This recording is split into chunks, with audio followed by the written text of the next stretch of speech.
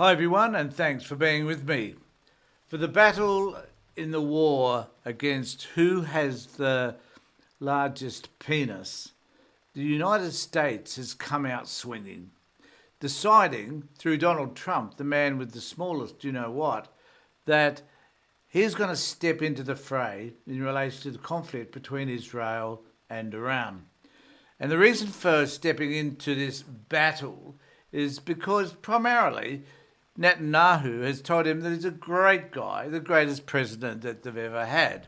That he is, the greatest thing next to God. And therefore, he needs to do whatever Netanyahu wants him to do.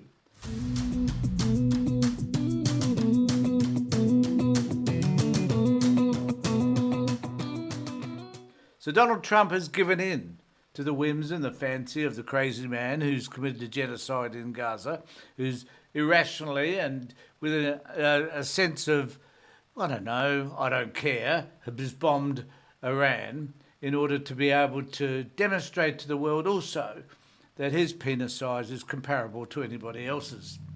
So as a result of all of this, there is a potential for a war, as we all know, and that has been televised, streamed live all day here in Australia on the ABC News, and can be seen across the world on on BBC and the ABC in America and elsewhere.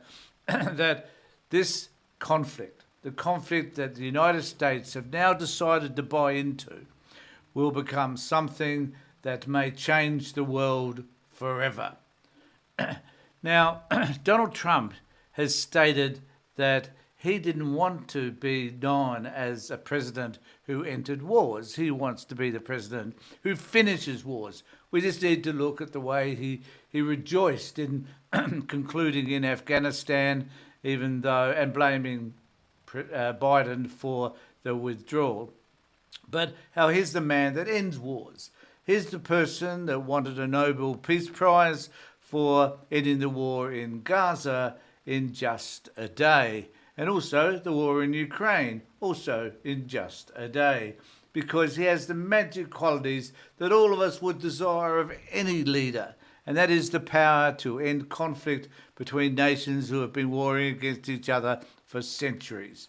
He thinks he has the answers to everything simply because he is the greatest deal maker of our time.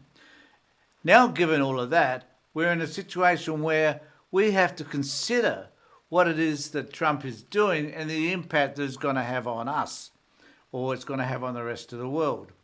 There will be an impact in terms of the cost of fuel, because Iran will then choose not to sell or distribute fuel in the appropriate way. That Iran will probably make sure some of the shipping lanes that pass by them will be curtailed so that shipments of any description will not be able to make it to the rest of the world. That the conflict will probably extend to Iran eventually bombing and attacking bases that the United States have in the Middle East, and also perhaps as far east as Guam. So we do not know where this is going to end. But I can tell you now, it's probably not going to be good. That the United States have gambled that a one strike, that this one mission will end all of Iran's desires in order to build and establish themselves as a nuclear power.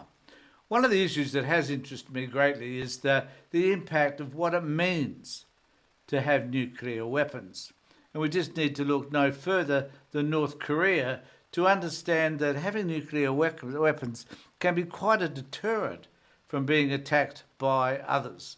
And maybe that was Iran's initial desire in the first place, who knows. And whether or not Iran were actually planning to actually enrich uranium to the point whereby they were able to manufacture those weapons is another issue altogether. We do not know.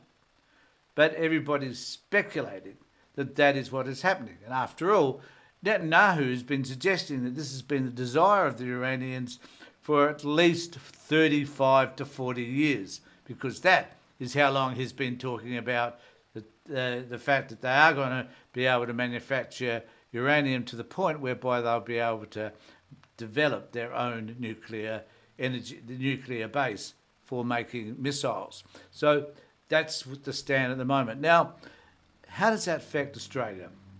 Well, let's have a look at. I'm just going to give us a bit of an insight.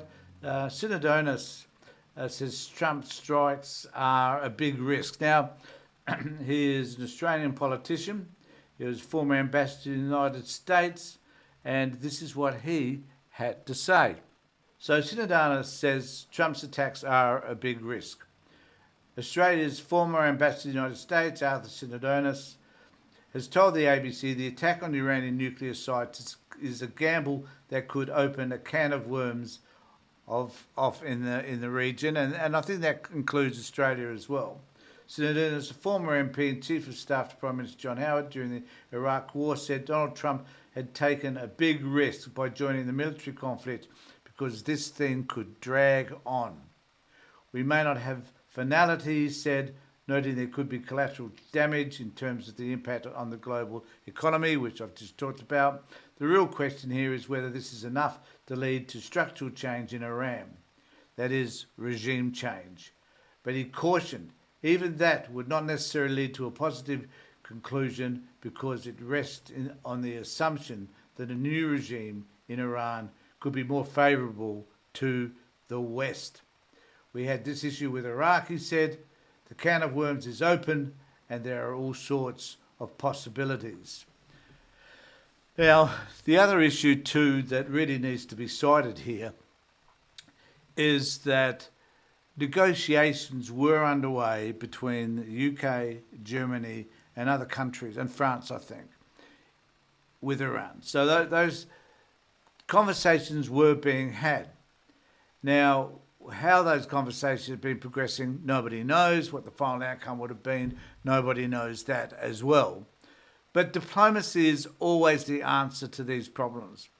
Bombing another country and creating conflict of this magnitude is not the solution that most countries should be looking for.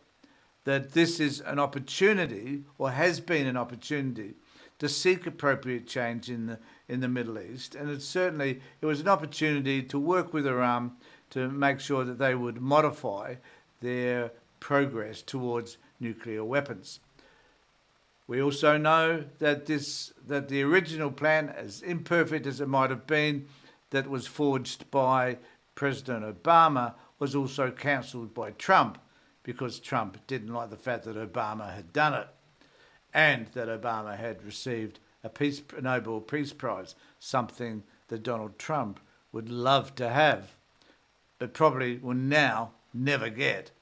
So I'll be interested to know what the rest of you think. What was your response to what happened? What do you think about the potential outcome?